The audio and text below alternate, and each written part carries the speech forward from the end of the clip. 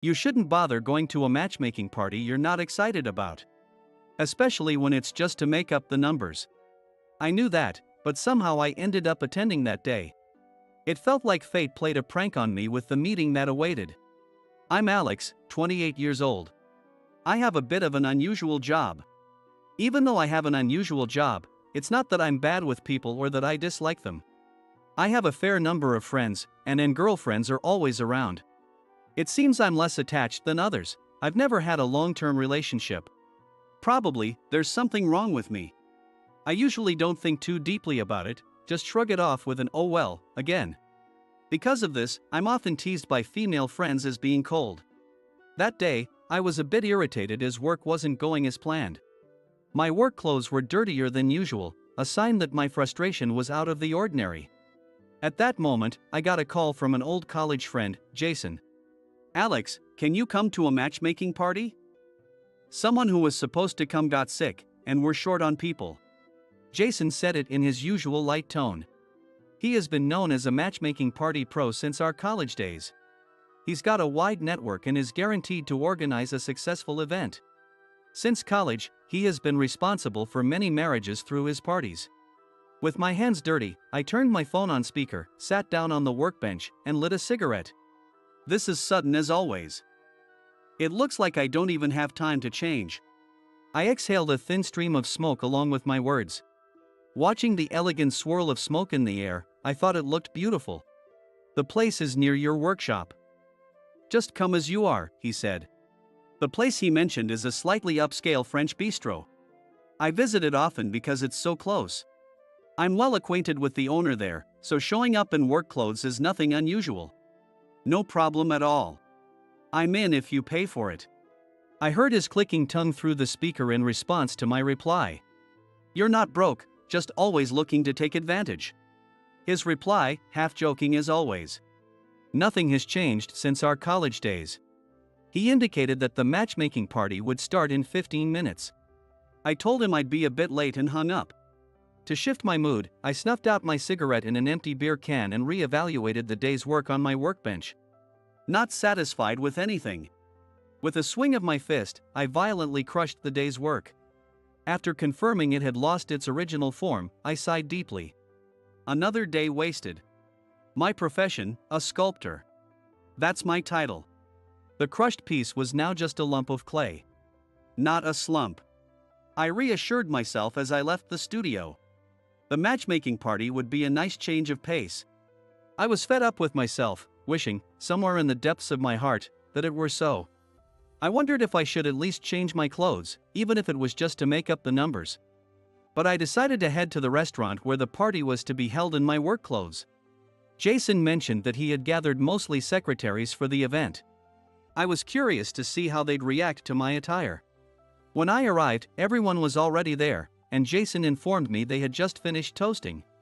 The other male attendees were in suits, fresh from work. Some even wore lawyer badges. Apparently, he had gathered a well-paid crowd today. "Sorry, I'm late." I briefly apologized and took a seat in an empty seat. From behind the open kitchen counter, the chef who owned this restaurant saw me and lightly raised his hand to greet me. I nodded back subtly.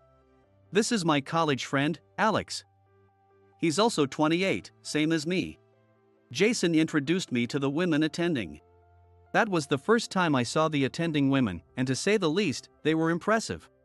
Their makeup and nails were immaculately done.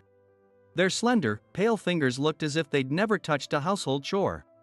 A tilt of their heads released a soft floral fragrance. All of them were equally beautiful and charming, speaking in high, gentle voices. The woman sitting diagonally across from me was particularly striking. I sipped the beer that had been brought to me as I thought about the fact that such a beautiful woman would also attend a matchmaking party. For a while, I didn't join in on the conversation, focusing instead on quenching my dry throat. During this time, I noticed something. The exceptionally beautiful woman sitting diagonally across was intentionally avoiding looking at me. She was clearly ignoring me. Apparently, she had no interest in a guy in dirty work clothes. To say she was uninterested would be an understatement.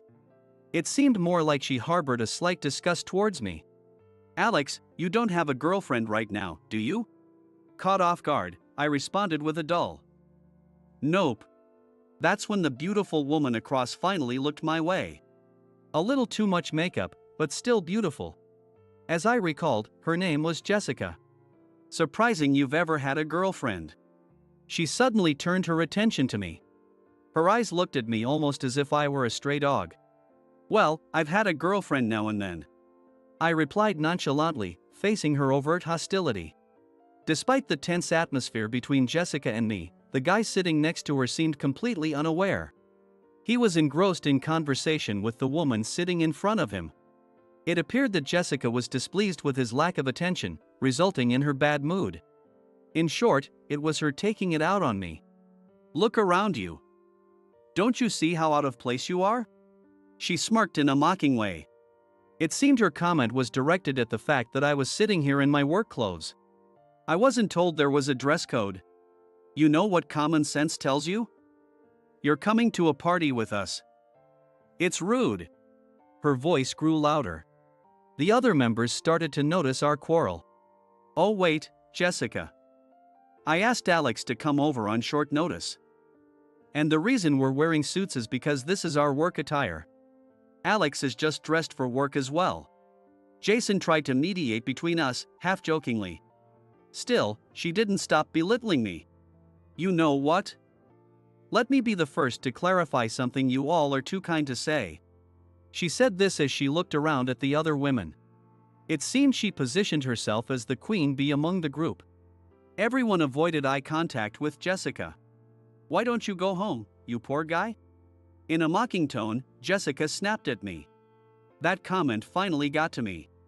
No sooner had I opened my mouth to say something back than I heard a clank and the pull of a chair. Then, I will be leaving.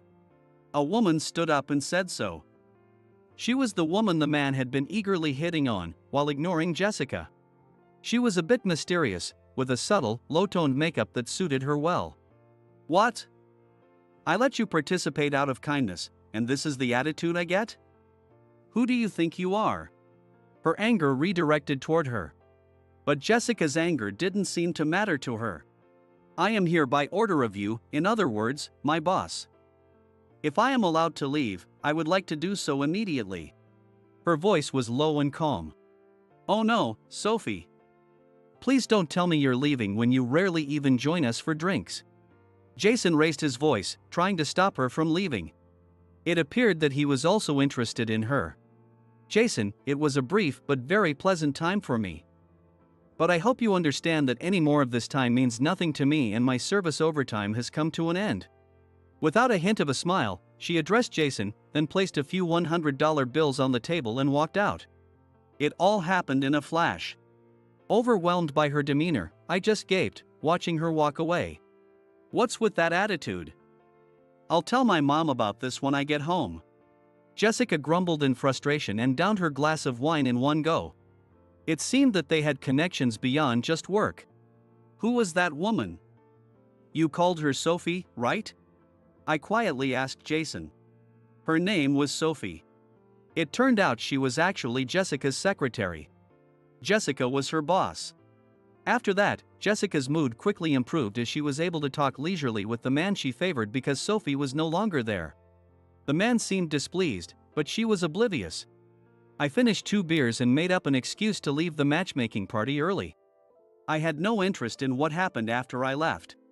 The only person I was interested in at the party was Sophie, who had left promptly. We hadn't exchanged a single word, and I didn't know her contact details. Probably, I'll never see her again. A week has passed since the matchmaking party. Nothing in my daily life has changed. Jason contacted me to apologize afterwards. It seems that the matchmaking party was arranged at Jessica's request. Probably because the man she was interested in was going to be there. He asked me to join again, but I felt like avoiding it for a while.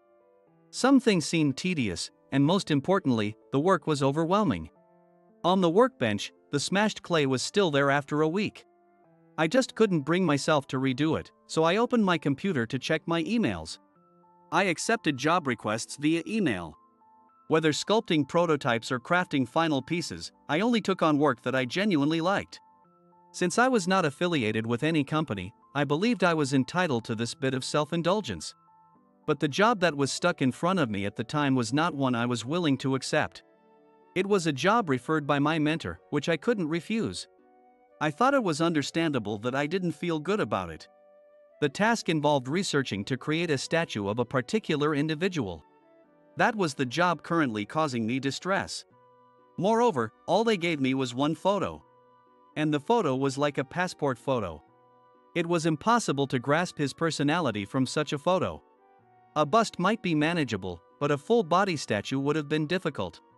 No choice but to go and see for myself. I muttered to myself, trying to muster some motivation. I threw on a coat over my work clothes and headed out.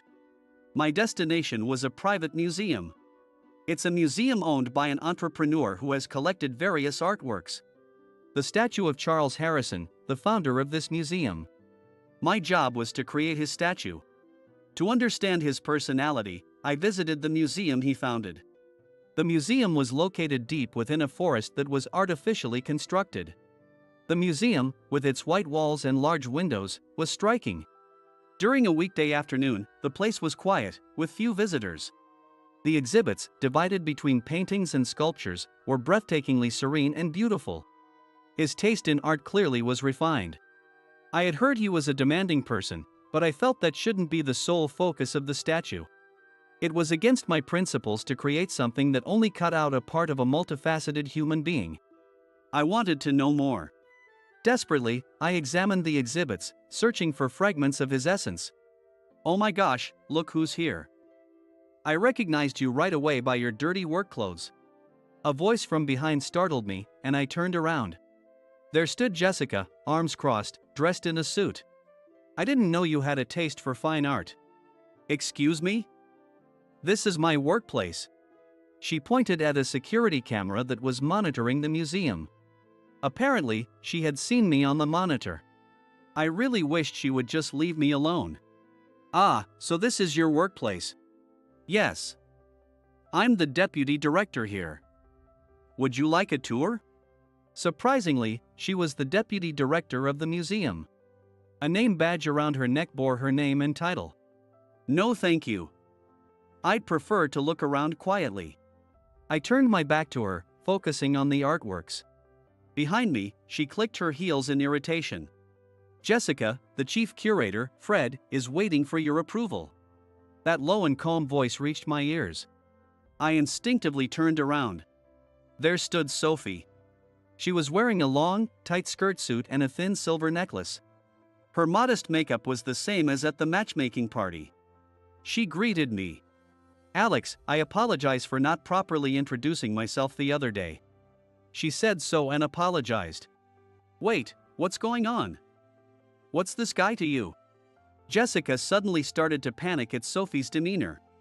Jessica, this is Alex, the sculptor we've commissioned for the museum's statue. What? No way! Jessica exclaimed in surprise. I felt a bit embarrassed being introduced so formally. In reality, he's not the kind of person who would normally accept such a sudden request from our museum. Please show him the proper respect. As a representative of our institution. Sophie spoke calmly yet sternly, reprimanding Jessica with her gaze. Jessica's face visibly turned red. She probably felt humiliated. Oh thanks, but I'm not that type of person. I couldn't refuse a job from my mentor. I tried to respond cheerfully. However, unable to bear the embarrassment, Jessica glared at Sophie, then turned on her heel and fled from the exhibition room. She's still so childish, it's troubling. Sophie sighed softly as she watched Jessica leave. You mentioned you were her secretary, right? Yes, I work here as a secretary for both the director, Miranda, and the deputy director, Jessica. She then handed me her business card. She began to explain the reason she had commissioned the statue from me. Sophie mentioned that she had been deeply impressed by my solo exhibition. I was captivated by your solo exhibition at the gallery 2 years ago. I really wanted you to create the statue of Charles Harrison, our founder. I was somewhat embarrassed by her passionate words, which were different from those at the matchmaking party. She had heard from my mentor about the progress of the statue, and guessed that I would show up at the museum soon. Alex, I anticipated that you would want to learn more about Charles. Her prediction was spot on. I was a little frustrated and embarrassed knowing that she had read my actions. Please, let me introduce you to more about Charles. She smiled warmly at me. Who could resist such a smile? I sincerely responded, I'd appreciate that, thank you. I had assumed she would guide me inside the museum, but instead, she quickly led me outside. She then took me straight to the museum's backyard. This was his favorite spot. It was a small space surrounded by quiet groves. Only one modest bench was placed. I became certain that he was a person who loved tranquility in nature. She explained that he always read here. People at the top are lonely. He was no exception. The one who kept him company was. She gently handed me a photograph. At Charles's feet, a large dog lay sprawled.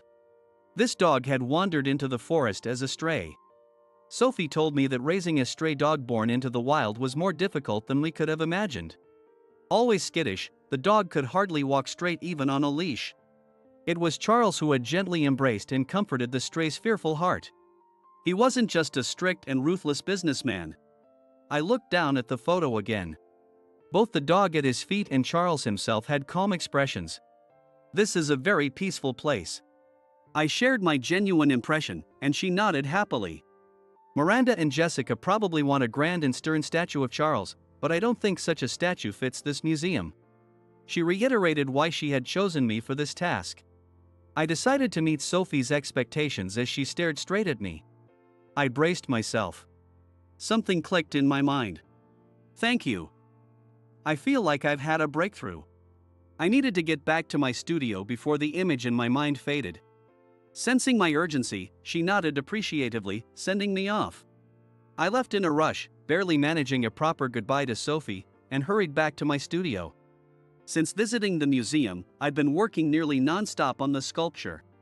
Strict yet cold, kind yet solitary, Charles was a man of complex character. I focused intently on capturing the true essence of the elusive Charles. Again and again, I layered and smashed the clay, constantly experimenting. The finished miniature sculpture was incredible, even for me. I was sure Sophie would like it. She was the first person I wanted to show it to.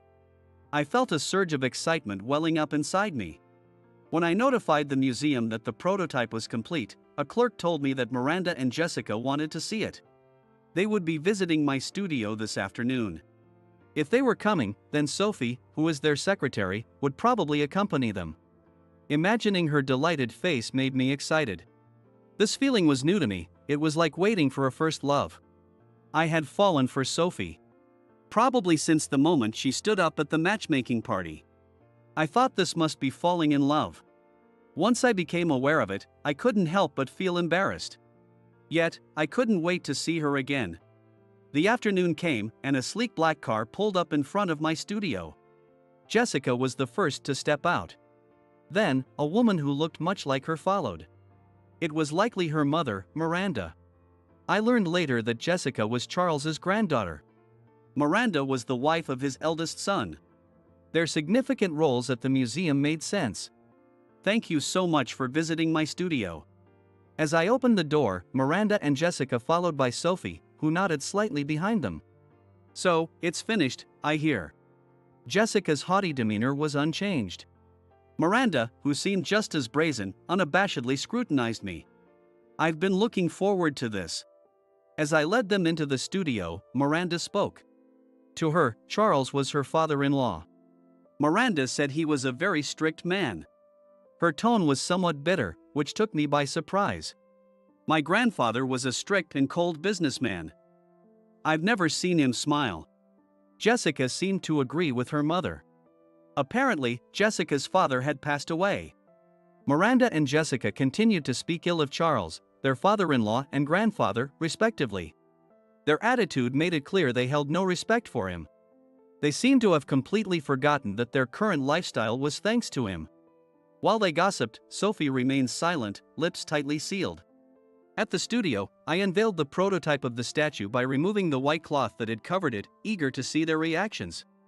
My heart was beating a bit faster, curious about what they would say. After a brief silence, Jessica spoke up. What the heck is this? This isn't right. I've never seen him look like this. Don't make things up. My sculpture of Charles was sitting comfortably in his chair with a gentle smile on his face. The book he was reading laid face down on his lap, and his dog looked up at Charles with a trusting eyes at his feet. Far from the stern and ruthless businessman image. I wanted to see Sophie's reaction. Turning towards her, I saw that she was quietly shedding tears. Miranda and Jessica, busy arguing loudly, hadn't noticed Sophie crying. Without raising her voice, Sophie simply cried quietly. This is wrong. This isn't my grandfather. This isn't the grandfather I knew. Redo it. Jessica raised her hand, about to smash the clay model. Sophie restrained her hand from behind. Let go of me. Jessica yelled. I know this side of Charles. I can't believe that you guys, who are supposed to be part of the same family, don't know it. Her words made Jessica's cheeks flush with anger. Her blood must have rushed to her head in fury. What do you know? A gentle person? That's a joke. Do you have any idea what my mother and I went through? Shaking off the hand that held her, Jessica screamed at Sophie with a demonic expression. That's because you guys were secretly trying to sell off the artworks. Sophie's words made the color drain from Jessica's face. You think me and Grandpa didn't know that? My father, who was the second son, told me that I should take his side. Sophie revealed she was the daughter of Charles's second son. It appeared that Sophie and Jessica were cousins. Following the death of his eldest son, Charles began showing signs of dementia. It was then that Jessica and Miranda saw their opportunity. Without drawing attention, they schemed to sell the artworks Charles had collected, and indeed, some were sold, Sophie revealed. My grandfather used to say, why were you in such a hurry when they would inherit everything once he was gone? Sophie continued. He was saddened that you didn't cherish his beloved artwork. It may be a difference in the way we value things, but there are a certain number of people who can only judge artworks by money. I didn't want to blame Jessica and her mother, but I wouldn't want my work judged by such their values. Can't you see that the reason you didn't get to touch Grandpa's kind side was because of yourself? Her words caused Jessica to visibly slump. In a small voice, she repeated, it's not my fault. I'm not to blame. It's because Grandpa favored you. I just wanted to teach him a lesson, she exclaimed. Selling off precious things as a way of taking revenge. Was this Jessica's form of retaliation? It's enough, Jessica. The museum director, her mother, said as she gently embraced Jessica, who was trembling with anger. We would like you to continue with the statue as it is, she said, taking Jessica and leaving the studio. There must have been some conflict between Jessica and Charles. I never imagined it could have twisted this far. Alex, thank you. I never imagined Grandfather could be revived in such a wonderful way, Sophie expressed her gratitude. You wanted Jessica to know this side of him, didn't you? I asked, noticing her surprise. Sophie relaxed, chuckled, and whispered, you caught me. Sophie then explained that, unlike her, Jessica had been raised strictly as the eldest daughter of a legitimate family. Probably, Jessica had misunderstood Charles's affection. If this statue is placed in front of the museum, Jessica will have to face the gentle Charles every day. I hope that the twisted image of him in her mind will be replaced by this kinder version, Sophie said. She extended her hand for a handshake. And I gladly accepted. I think your cousin will be okay now. But more importantly, why don't we talk about our plans going forward? Sophie looked up, surprised, her eyes were on me. I could see the reflection of me laughing in her big eyes. Like, how about going out to dinner with me this weekend? Her eyes widened even more. It was as if she was as startled as a deer in headlight. I wish you would say yes right away. I looked into her eyes and prayed in my heart,